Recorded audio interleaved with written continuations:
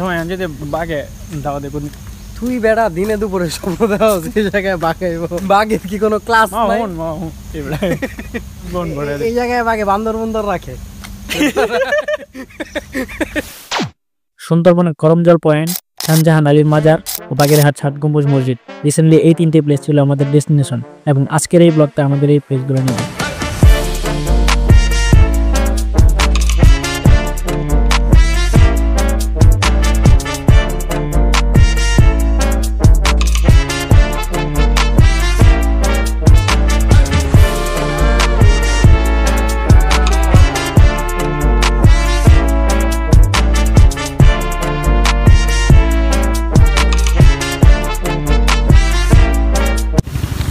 আমরা আছি হচ্ছে মংলা বন্দরে অ্যান্ড এখানে আমরা পৌঁছাইছি 6টার একটু আগে। তো আমি অনেক ক্লান্ত ছিলাম, বাট আমার ফ্রেন্ড আপন ও বের হয়ে দেখছে সকালে এখানকার সকালটা অনেক জোশ ছিল, আমি মিস করছি।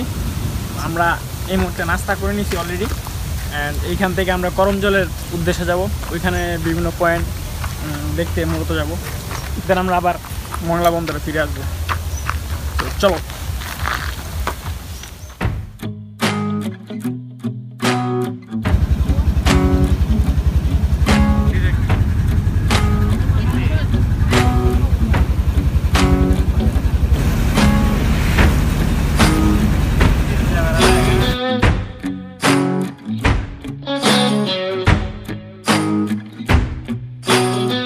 সুন্দরবনের বন এবং সকাল সকাল নদীর অসাধারণ ভিউ উপভোগ করতে করতে আমরা খুব দ্রুতই পৌঁছে যাই করমজল।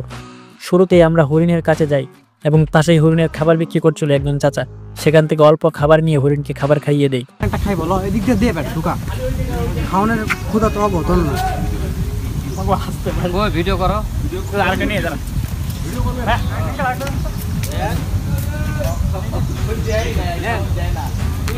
কিছুই না।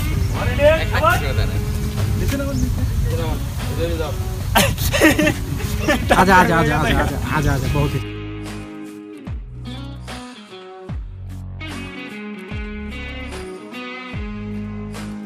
এবং পাশেই ছিল কুমির প্রজনন কেন্দ্র, যেখানে বেশ কয়েকটা কুমিরের বাচ্চা দেখতে পাই।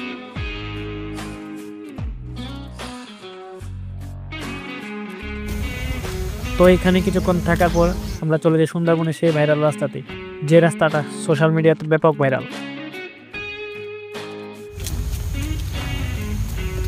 দোস্ত এখানে বসি, আমরা বসার জন্য জায়গা রাখছি, আমরা বসবো না কেন? কাগজ লেগে রাখছি কাপল। আচ্ছা ওকে।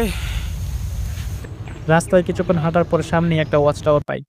উপর থেকে বনের আরো সুন্দর ভিউ উপভোগ করার জন্য আমরা ওয়াচ টাওয়ারে উঠি।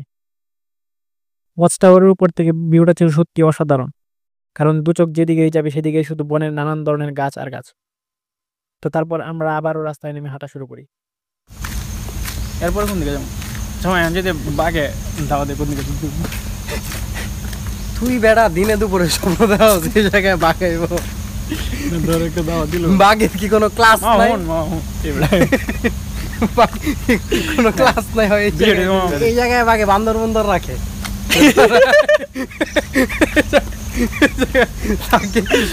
ওই জায়গায় থাকিস।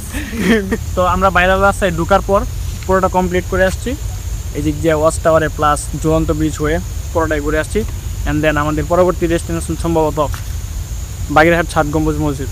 সো দেখা হচ্ছে সেখানে। কিন্তু আমি ভেবেছিলাম করমজল থেকে আমরা হয়তো ষাট গম্বুজ মসজিদে যাব, কিন্তু আমরা চলে আসছি খানজাহান আলীর মাজারে। মাজারের এক পাশে ছিল এক বিশাল পুকুর। মাজারে অবশ্য আমরা খুব বেশিক্ষণ সময় ছিলাম না এবং মাজার থেকে আমরা ডিরেক্টলি চলে যাই ষাট গম্বুজ মসজিদে।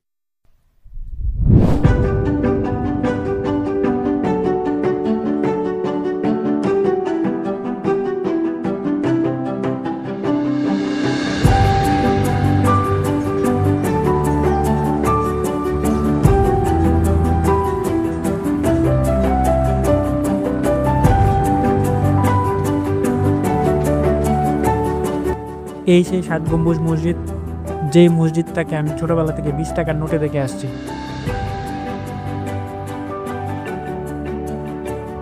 মসজিদটির এরিয়া ছিল বিশাল বড় এবং মসজিদের এক পাশে ছিল জাদুঘর।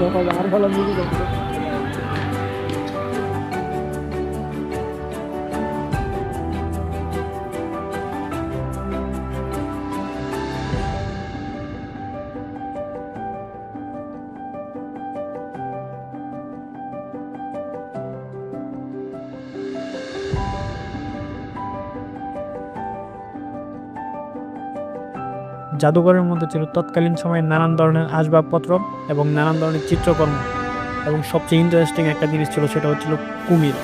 কুমিরের মাথাটা আর্টিফিশিয়াল হলেও কুমিরের চামড়াটা ছিল বাস্তবিক।